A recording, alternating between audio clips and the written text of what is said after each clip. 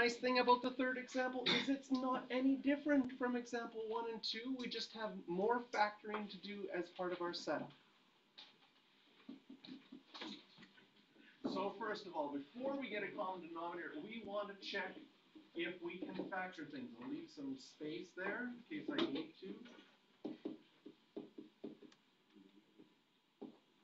And you know what's the beautiful thing about this unit? They give you hints all over the place. Like, there's an x minus 5 over there. I wonder if I'm factoring this. I'm stuck. I don't know. Maybe I should try a minus 5 without even looking at the numbers. If I put a minus 5 there, the only way I'd get minus 35 is if I had a minus 7 there. And now if I multiply that out, it works out perfectly. They're so bad at giving away hints in this unit. So now to get a common denominator, this one's missing the x minus 7. Take out our red lightsaber. And we can cancel that out. What are we left with? Minus 10 is equal to x squared minus 7x. What kind of equation is it? It's quadratic, so I make one side equal to 0.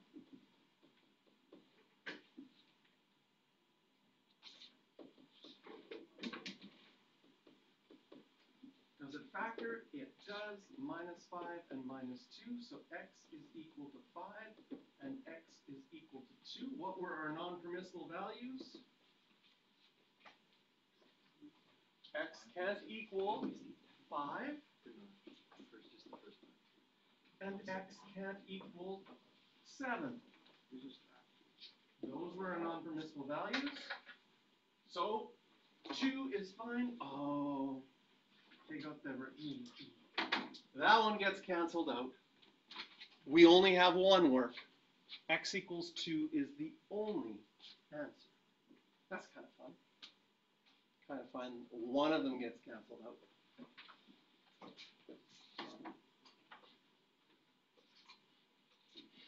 Part B.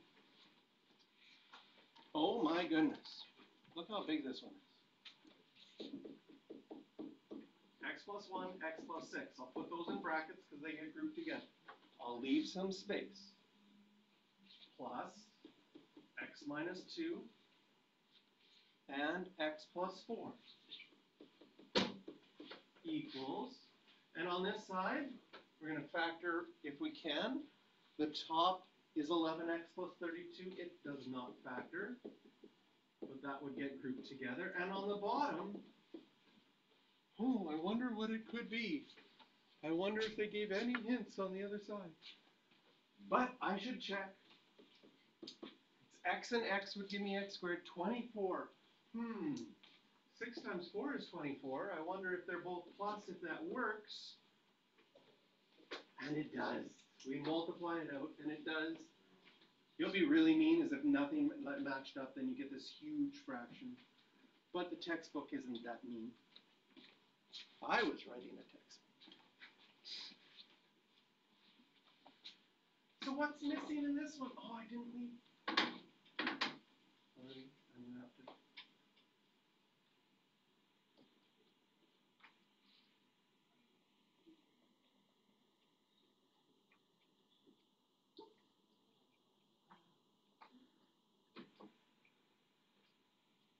I forgot to leave space beside this one. Oh, now I don't have space beside the last one, but it doesn't need it. This one is missing the x plus 4, so I multiply top and bottom by x plus 4.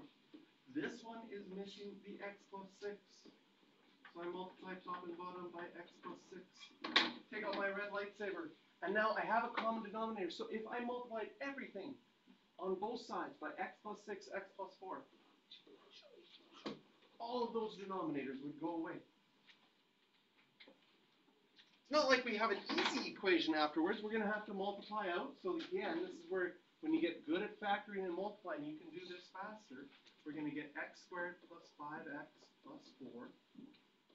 Here, we're going to get, maybe I'll put that in brackets temporarily. You can multiply this one out. That'll give me x squared plus 4x minus 12. And on this side, I had 11x plus 32. I put it in brackets. It's not necessary when you're adding, but if there was a subtraction sign in between, and guaranteed I will give you ones with subtraction signs, then that subtraction would mean it'd have to get distributed. So putting the brackets is good practice. Now, do we have any like terms? Yes. And it's a quadratic, so I'm going to move everything to one side. X squared plus x squared is 2x squared. And you see that the 5x plus the 4x would be 9x. But when you move the 11x over, you would end up with minus 2x. And the numbers, 4 minus 12 is negative 8. And when I move the 32 over, I would get negative 40. Now we have to factor. First thing I want you to notice in factoring is that there's a common factor of 2. Some people will write that common factor out in front like this. Some people will say, well, if there's a common factor of 2, I could divide both sides by 2. And what would happen if you divided this side by 2? That's like, I really, with my lightsaber, got that one good. And if I divide the other side by 2, I still get 0. So you could just get rid of that 2, or if you like 2's, you could leave it there. It really doesn't matter. So either get rid of that 2, or if you like the 2, you could put it there. You still have to factor this. It's going to be x and minus 5 and plus 4. 2 is never equal to 0, so you're just checking this factor. X could be 5. X could be negative 4. What are our non-permissible values? X can't equal negative 6 and negative 4. Uh-oh. This one's good. That one's bad. We're just left with x equals 2. Questions 9 and 10.